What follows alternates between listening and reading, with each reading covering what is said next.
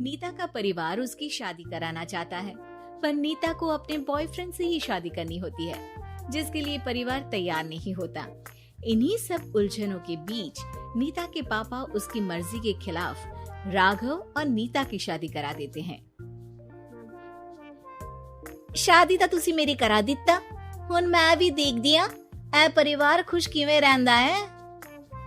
अपने गुस्से के चलते नीता शादी के अगले ही दिन से परिवार में सबको उल्टे जवाब देना, किसी की कोई बात ना सुनना और अपने मन मुताबिक रहना शुरू कर देती है, जिससे घर में सबको दिक्कत होती है, लेकिन नीता को कोई कुछ नहीं बोलता। एक दिन सास नीता के पास आती है। बहू की गल, तुसी किवें नाल या किसी गल से नाराज हो? तुहानू मेरी फिक्र करन दी कोई लोड़ नहीं, मैं ठीक हाँ। ऐसा बोल नीता वहां से चली जाती है, पर सास की बात उसके मन में रह जाती है। शादी के अगले दिन से ही मैं सब दे नाल किन्ना औखा भी है कित्ता, फिर भी मेरे तो इन्ने प्यार नाल गल किवें कर सकदी आ। मानू नफरत करनी नहीं आउंदी, ऐस करके वो सोचती है कि एक ना एक दिन तुम्हारा गुस्सा भी खत्म हो जाऊगा। यह कदे नहीं हो सकता। इससे पहले राघव कुछ बोलता, नीता का मोबाइल बजने लगता है, जिस पर राघव वहां से चला जाता है और नीता फोन पर बात करने लगती है। जिसके बाद अगले दिन से नीता की जैसे ही आत्मा बदल गई हो, वो बिना किसी के बोले घर के सारे काम कर देती है। उसकी ऐसी काया पलट देख राघव और उसकी माँ हैरान रह जाते हैं। बहू तबियत शबियत ता ठीक सी? तबियत छड्डो मां, मैनू लगदा इसदा दिमाग हिल गया। ए तुसी दोनों की गल करी जांदे हो? मैं ठीक आ ते मेरा दिमाग भी। बस आज रियलाइज हो गया कि मैं अपने गुस्से विच कितना प्यारा परिवार ठुकरा रही सी। नीता की बात सुनकर सब बहुत खुश होते हैं और अब नीता सास की सेवा से लेकर पति की हर बात मानने लगती है, जिसकी वजह से कुछ ही समय में घर की सारी भाग दौड़ उसके हाथों में आ जाती है। उसी के साथ सास और राघव भी हर काम के लिए नीता पर ही डिपेंड हो जाते हैं। नीता मेरा लैपटॉप किथे आ? बहू मेरी दवाइयाँ। अब नीता अच्छी पत्नी और सर्वगुण संपन्न बहू बन गई होती है और इसी तरह विश्वास जीतते हुए एक दिन तिजोरी की चाबियां भी उसके हाथ में आ जाती है। ऐ हुई ना गल, हुन आएगा जिंदगी विच स्वाद। तिजोरी की चाबियां हाथ में आती ही नीता एक रात सास और पति के सोते ही सारे गहने और कैश लेकर घर छोड़ अपने बॉयफ्रेंड के पास चली जाती है।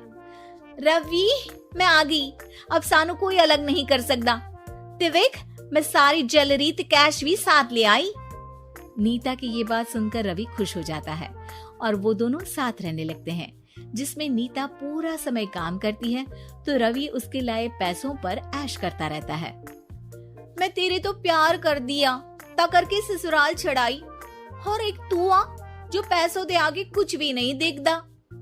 ओ महारानी अपने काम तो काम रख, मेरे ते जुबान लड़ान दी जरूरत नहीं, वरना इस घर तो बाहर कर देना है। ऐ मेरा घरा तेरा ससुराल नहीं, जीवे मन किया रहली इथे रहन लाई, हाथ चला जुबान नहीं। रवि की बातें सुन नीता के सिर पर जैसे आसमान ही टूट जाता है। एक तेरे करके मैंने अपने माँ पियो नाल उस भले चंगे ससुराल नु भी धोखा दिता ते तू छड्डो परे, मेरी ही गलतियां जे अखा उत्थे तेरे प्यार दा पर्दा डाल उस दिन फोन ते तेरी गल्ला विच आ गई। जे नहीं आउंदी ता आज खुशी नाल उथे ही बैठी होनी सी।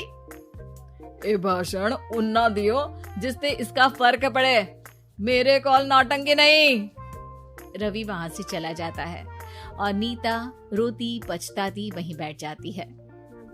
हाय रब्बा, ए मैं की कर दिता, उस घर विच भी वापस नहीं जा सकती।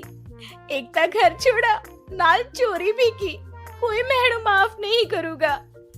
घर कैसे वापस जाए इसी डर से नीता रवि का घर छोड़ नहीं सकती। इसी तरह दिन बीतते हैं और उन्हीं के साथ हालात बद से बदतर होते जाते हैं। अब रवि पैसों और अपनी मनमानी के लिए नीता के साथ मारपीट भी शुरू कर देता है, जिससे परेशान होकर एक दिन नीता उसे छोड़ अपने ससुराल वापस आ जाती है। जिसे वहां देख राघव गुस्से से लाल हो जाता है। हूं इथे की लेना या हमारी जिंदगी के साथ घर ता तू पहले ही बर्बाद कर गई सी। जान दिया, मेरी गलती माफी लायक नहीं। मैं कमली सी उस ढोंगी नु सच्चा प्यार थे, इस सच्चे प्यार नु बोझ समझती बैठी। मैनू माफ कर दो। जे मेरी नूरानी समझ गई या कि उस तो गलती हुई या, फिर किस बात का रुसना मनाना। केड़ी नूरानी? रानी बोलन जोगा इसने केड़े झंडे गाड़ दिए? मां याद कर, तेरे घर बिच चोरी कर बहू ते पत्नी सब रिश्ते तोड़ भाग गई सी। और फिर की मानता रहिया, गलती हो गई सी। एक गलती ता रब भी माफ कर देता, ते तू और मैं ता सिर्फ इंसान ही आ। माफ कर दे, मैं बोल रही आ, ये दोबारा कदी कोई गलती नहीं करेगी। इसदा नहीं ता मेरा ही भरोसा कर ले। ठीक आ, जिवे तुहानू ठीक लगे, पर इसे बोल दे मेरे कोलो कोई उम्मीद ना रखे। तुसी जीवे कहोगे। अब सास हर रोज राघव को मनाने की कोई ना कोई नई तिगड़म बताकर नीता को उसके पास भेजती रहती है, जिससे कुछ समय बाद नीता का पछतावा और कोशिशें देखकर राघव भी उसे माफ कर देता है।